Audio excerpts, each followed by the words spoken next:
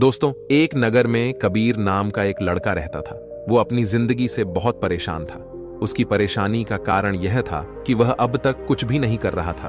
उसके माँ बाप उसे रोज ताने मारते कि तेरे सारे मित्र कुछ ना कुछ कर रहे हैं, लेकिन तू अभी भी घर में ही बैठा रहता है। मित्रों के बीच भी अक्सर उसका मजाक ही बनता। वह कहीं जाता तो लोग उससे पूछते कि क्या कर रहे हो। उसे यह बताने में बड़ी शर्म आती कि अभी वह कुछ भी नहीं कर रहा है।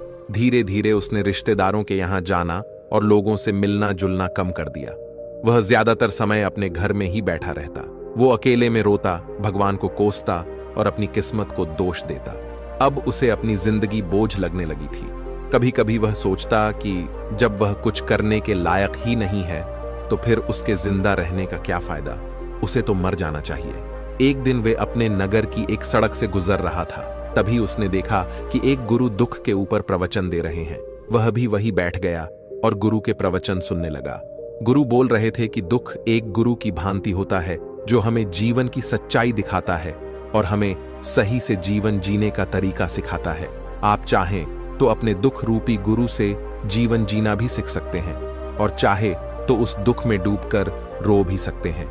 कबीर भी गुरु की ये सारी बातें ध्यान से सुन रहा था, लेकिन उसे गुरु की यह बातें सही नहीं लगी। उसने खड़े होकर कहा, दुख कुछ भी सिखाकर नहीं जाता, सिर्फ पीड़ा देकर जाता है। दुख की पीड़ा अनंत होती है। ऐसा लगता है इसके बाद कुछ भी नहीं होने वाला, कुछ भी नहीं मिलने वाला। मृत्यु भी उसके सामने छोटी लगने लगती है। गुरु ने कहा, आखिर क्या दुख है तुम्हें? कबीर ने अपना सारा दुख गुरु के समक्ष कह सुनाया और पूछा, क्या आपके पास मेरे इस दुख का कोई समाधान है?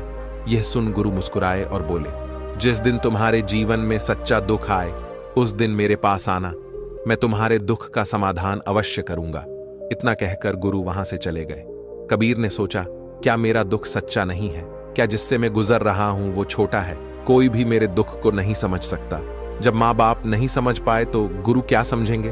अपने दुखों से परेशान होकर कबीर ने एक निर्णय लिया कि अब वह कुछ करके दिखाएगा। उसने एक छोटा सा व्यापार शुरू किया, लेकिन उसमें उसे सफलता नहीं मिल रही थी। पर उसके घर वाले खुश थे कि वह कुछ तो प्रयास कर रहा है। वह अपने व्यापार में जुटा रहा और उसे धीरे धीरे सफलता भी मिलने लगी। फिर उसने रफ्तार पकड़ ली और सिर्फ 3 साल के अंदर ही वह एक बड़ा व्यापारी बन गया। अब कबीर के चारों तरफ ऐसे बहुत से लोग थे जो उसकी चिंता करते थे, उसे पसंद करते थे, उसके काम की प्रशंसा करते थे। अब उसके घर वाले भी उसकी प्रशंसा करते नहीं थकते थे। दिन प्रतिदिन उसके मित्रों की संख्या बढ़ती जा रही थी। अब वो अपनी जिंदगी से बहुत ही खुश था। उसके कुछ मित्रों ने उसे सलाह दी कि जब तुम बड़े व्यापारी बनकर इतने खुश हो तो सोचो कि अगर तुम इस नगर के, इस राज्य के सबसे बड़े व्यापारी बन जाओ तो तुम्हारे पास कितना सुख होगा, कितने लोग तुमसे जुड़ना चाहेंगे, तुम्हारा कितना यश फैलेगा। स्वयं राजा भी तुमसे मित्रता करना चाहेंगे और जरूरत पड़ने पर तुमसे ही धन उधार लेंगे। मित्रों की यह बात कबीर के मन में बैठ गई। अब उसने और भी धन कमाने का प्रयास शुरू कर दिया, लेकिन उसे यह सब कुछ बहुत ही जल्दी चाहिए था। वह सब कुछ प्राप्त करने में अपना ज्यादा समय बर्बाद नहीं करना चाहता था। इसलिए उसने ऐसे भी कार्य करना शुरू कर दिए जो उचित नहीं थे। उसने बड़ी मात्रा में अपने मित्रों से धन उधार लेना शुरू कर दिया। ज्यादा मुनाफा कमाने के लालच में अपने सामान में मिलावट करने लगा। उसने दूसरे व्यापारियों के खिलाफ षड्यंत्र भी रचे, उन्हें डराया, धमकाया। जैसा जैसा उसके मित्र उसे कहते गए वह वही करता गया। वह इन तरीकों से ज्यादा धन तो कमा रहा था, लेकिन अब उसके जीवन में सुकून नहीं रह गया था।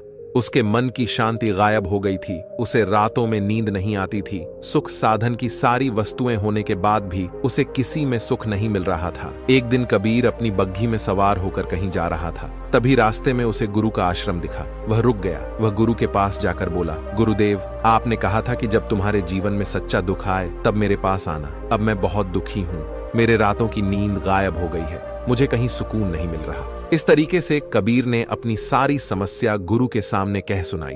गुरु ने कहा, जब तुम मुझसे पहली बार मिले थे तब भी तुम किसी दुख में थे। तुमने उस दुख से क्या सीखा? कबीर ने कहा, मैंने सीखा कि सिर्फ सोचने और चिंता करने से कुछ नहीं होता। अपनी सोच को सच करने के लिए कर्म करना पड़ता है और सिर्फ कर्म करने से भी कुछ नहीं होता।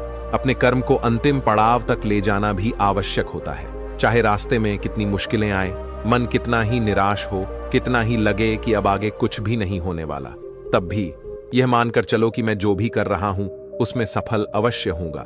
लोग सिर्फ सफल व्यक्ति को ही सम्मान देते हैं, फिर चाहे कोई व्यक्ति कितना ही अच्छा क्यों ना हो, वह लोगों की नजरों में होता है। यह सब सुन गुरु मुस्कुराए और बोले, यह असली दुख नहीं है। जब तुम्हारे जीवन में असली दुख आए तब मेरे पास आना, मैं उसका समाधान अवश्य करूंगा। कबीर ने जाते समय गुरु को सोने के सिक्कों से भरा घड़ा भेंट किया। घड़ा देखकर गुरु ने कहा, यह मेरे किसी काम का नहीं, इसे उस पेड़ के नीचे गड्ढा खोद कर दफना दो। कबीर ने गुरु के कहे अनुसार घड़े को पेड़ के नीचे दफना दिया और वहां से चला गया। कुछ दिनों तक तो व्यापार अच्छी तरह से तरक्की कर रहा था, लेकिन गलत व्यापार की वजह से उसे धीरे धीरे व्यापार में घाटा होने लगा। उसकी सारी धन संपदा धीरे धीरे खत्म होने लगी और एक दिन ऐसा आया जब उसके पास कुछ भी नहीं बचा और वह कर्जे में डूब गया। लेकिन वह निश्चित था, क्योंकि उसने सारा कर्ज अपने मित्रों से ही लिया था। वह सोचता था उसके मित्र उसके बुरे समय में उसका साथ देंगे, लेकिन ऐसा कुछ भी नहीं हुआ। बुरा समय आते ही सबसे पहले उसके मित्रों ने ही उधार मांगना शुरू किया और उधार वापस नहीं करने पर जान से मारने की धमकी भी दी।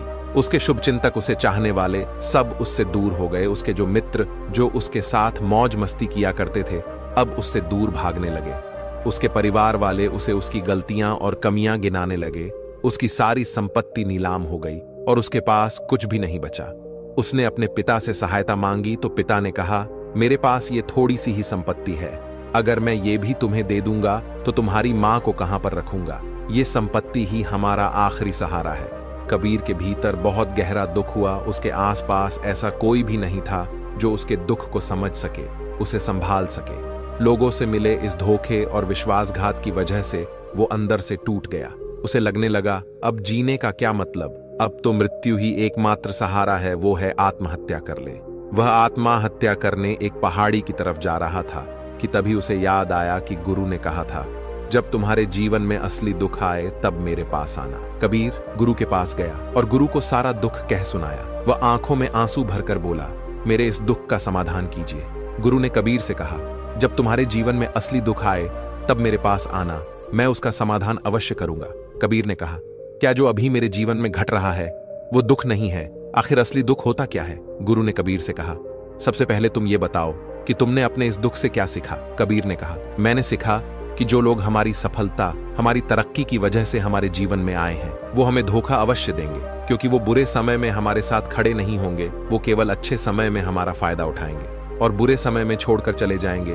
भरोसा केवल उन्हीं लोगों पर करना चाहिए जो हमारे बुरे समय में और हमारी असफलता के समय में हमारे साथ खड़े रहते। लेकिन ऐसे लोग बहुत ही कम होते हैं, पर जिसके पास होते हैं उन्हें उनकी कदर करनी चाहिए, उनका अपमान नहीं करना चाहिए। मैंने ये भी सीखा कि कभी भी किसी के खिलाफ षड्यंत्र नहीं रचना चाहिए। ईमानदारी और धैर्य के साथ अपना काम करना चाहिए और कभी लालच नहीं करनी चाहिए। अपना सारा दुख और अनुभव बताने के बाद कबीर आंखों में आंसू भरकर गुरु के सामने बैठा रहा। थोड़ी देर बाद गुरु उठे और उस पेड़ के नीचे गड्ढा खोदकर वह घड़ा बाहर निकाला जो सोने के सिक्कों से भरा हुआ था और उसे कबीर को दे दिया। और गुरु ने कहा, जब तुम्हारे जीवन में असली दुख आए तब मेरे पास आना।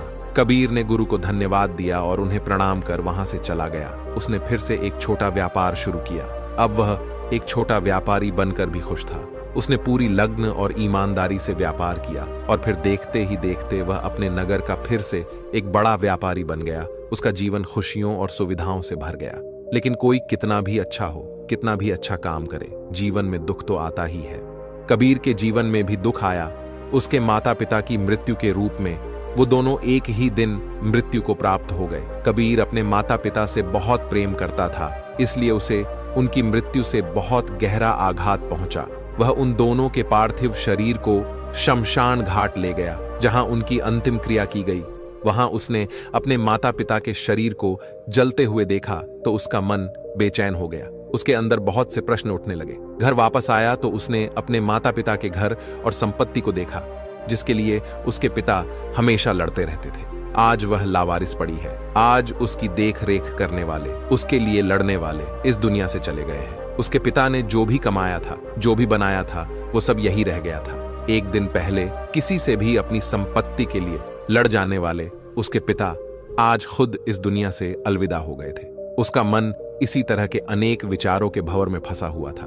उसे अंदर से अकेलापन, और डर महसूस हो रहा था। उसे लग रहा था कि कुछ तो है जिसे वो समझ नहीं पा रहा है, इसलिए वो गुरु के पास गया। उसे देखते हुए गुरु ने कहा, क्या जीवन में कोई दुख है? कबीर ने कहा, वैसे तो जीवन में कोई दुख नहीं है गुरुदेव, सब सुख है, सब अच्छा चल रहा है, लेकिन आज मेरे माता पिता की मृत्यु हो गई। इस घटना से मेरा मन बहुत दुखी और बेचैन है। गुरु ने कहा, इसमें दुखी होने वाली कौन सी बात है? एक दिन तो सभी के प्रियजनों को मरना ही है। हमेशा जीवित न तो कोई रहा है और न ही कोई रहेगा। एक दिन तो तुम्हें भी मरना ही है। हो सकता है कल ही मर जाओ या आज भी मर सकते हो। कबीर ने कहा, यह आप क्या कह रहे हो? गुरुदेव, मैं भी मर जाऊंगा, पर मैं तो अभी जवान हूँ। गुरु ने कहा, इस भ्रम में तो सभी जी रहे हैं कि मृत्यु तो दूसरों को आती है, बूढ़ों को आती है, लेकिन बूढ़ों के सामने ही जवान मर जाते हैं, बच्चे मर जाते हैं। मृत्यु का किसी की उम्र से कोई संबंध नहीं है, ये तो सबको अपना बना लेती है। गुरु की ये बातें कबीर के मन में घर कर गईं। वो चुपचाप वहां से चला गया, लेकिन उसका मन अब भी बेचैन था। वह खालीपन सा महसूस कर रहा था। वह पूरे दिन अपने बारे में सोचता रहता कि वो कौन है, इस दुनिया में क्यों आया है? क्या सिर्फ चीजों का उपयोग करना और मर जाना ही जीवन का लक्ष्य है? ऐसे ही बहुत से प्रश्न उसके मन में लगातार उठ रहे थे, लेकिन उसे अपने किसी भी प्रश्न का उत्तर नहीं मिल पा रहा था और उसका दुख दिन प्रतिदिन बढ़ता जा रहा था। इसीलिए कुछ दिनों बाद वह गुरु के पास पहुंचा और बोला, गुरुदेव, मैं बहुत दुखी हूं, क्योंकि मैं ये नहीं जान पा रहा हूं कि मैं कौन हूं और इस दुनिया में क्यों आया हूं। ये सुन गुरु मुस्कुराए और बोले, आज पहली बार तुम्हारे जीवन में सच्चा दुख पैदा हुआ है। वास्तव में यही है जो दुख कहलाने के लायक है, कि हमें पता नहीं है कि हम कौन हैं, क्यों आए हैं, क्या करना है, कैसे करना है। कबीर ने कहा, गुरुदेव, मेरे इस दुख का समाधान कीजिए। गुरु ने कहा, हम सभी इंसान जीवन भर का इकट्ठा करते रहते हैं। कबीर ने कहा, हाँ, हम सभी इंसान जीवन भर धन संपत्ति, मान सम्मान, परिवार, शत्रु, मित्र, पद, प्रतिष्ठा इत्यादि इकट्ठा करते रहते हैं। गुरु ने कहा, क्या इन इकट्ठा की हुई सभी चीजों में से एक भी चीज को तुम अपने साथ ले जा सकते हो? कबीर ने कहा, नहीं गुरुदेव, इनमें से कुछ भी साथ नहीं जाता। मेरे माता पिता के साथ भी कुछ नहीं गया, सब तो यही छूट गया। परिवार, संपत्ति, धन, सब कुछ यही छूट गया। गुरु ने कहा, अब मेरी बातों को ध्यान से सुनना। इस दुनिया में हमें जो इकट्ठा करना चाहिए वो तो हम कभी इकट्ठा करते ही नहीं है। चीजें हमारे सामने ही होती हैं, लेकिन हम उन्हें देखने का प्रयास ही नहीं करते हैं। इस दुनिया में हमें जिस चीज को इकट्ठा करना है वो हम खुद है। हमें खुद को इकट्ठा करना है ताकि जब मृत्यु हो तो हम एक हो सके और स्वयं को पहचान सके। हम भीतर से बटे हुए हैं। हम बटे हुए हैं प्रेम में, नफरत में, क्रोध में, जलन में, क्रूरता में, धन में, संपत्ति में, धर्म में, जाति में, ऐसे ही सैकड़ों चीजों में बटे हुए हैं। हम टुकड़ों में जीवन जी रहे हैं। इस बंटवारे की वजह से हमारी चेतना कभी भी एक नहीं हो पाती। हमारी चेतना शक्ति बिखर गई है। इसलिए हमारे पास इतना भी समय नहीं है कि हम मुड़कर एक बार अपने भीतर देख सके। वास्तव में जिस धन की कमी, सुविधाओं की कमी, मान सम्मान की कमी को लोग दुख समझते हैं और जीवन भर उसे दुख बोलकर रोते रहते हैं और उनका समाधान खोजने का प्रयास करते रहते हैं, उन्हें उसका समाधान कभी मिलेगा ही नहीं, क्योंकि लोग जिन्हें दुख कहते हैं वो असली दुख है ही नहीं। वो तो सिर्फ इंसान की चाहत है, उसकी इच्छा है, जिसकी पूर्ति कभी नहीं की जा सकती। इसलिए व्यक्ति को कभी ऐसे दुखों का समाधान मिला ही नहीं। अगर अपने दुखों का परम समाधान चाहिए तो सबसे पहले अपने आप को इकट्ठा करो, अपनी ऊर्जा को इस संसार से वापस एकत्रित करो, अपने ऊपर ध्यान लगाओ, मृत्यु से पहले अपने आप को पहचानो, ऐसे ही बिखरे हुए मत चलो। कबीर ने कहा, तो गुरुदेव, क्या ये संसार हमें छोड़ देना चाहिए? अपनी सभी इच्छाओं को मार देना चाहिए? किसी से प्रेम नहीं करना चाहिए? धन संपत्ति इकट्ठा नहीं करनी चाहिए? मान सम्मान की आशा छोड़ देनी चाहिए? गुरु ने कहा, एक बिखरे हुए मनुष्य के अंदर से कामनाएं, इच्छाएं और वासनाएं ऐसे ही निकलती हैं जैसे पहाड़ से कोई पत्थर गिर रहा हो, जिस पर पहाड़ का कोई नियंत्रण नहीं है सिवाय देखने, परेशान होने और कुछ खोने के। इसी प्रकार एक बिखरे हुए मनुष्य की इच्छाएं अनियंत्रित और दुखदायी होती हैं। उसका मन कुछ भी इच्छाएं और कल्पनाएं करता रहता है और दुखी होता रहता है।